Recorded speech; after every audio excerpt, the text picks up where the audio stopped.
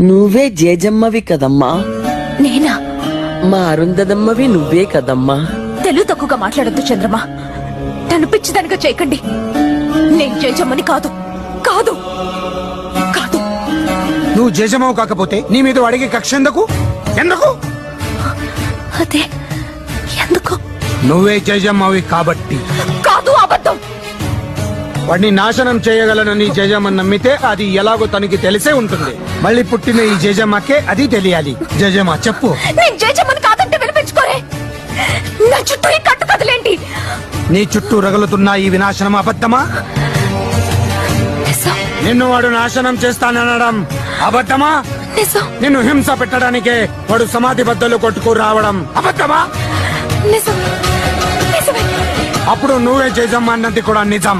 నువ్వు మళ్ళీ పుట్టావుని అల్లా సాక్షిగా నేను నమ్ముతున్నాను. అది నిజం కాదు. అవును. కానే కాదు. ఏ సచ్చే? కాదు. ఏ సచ్చే? కాదు.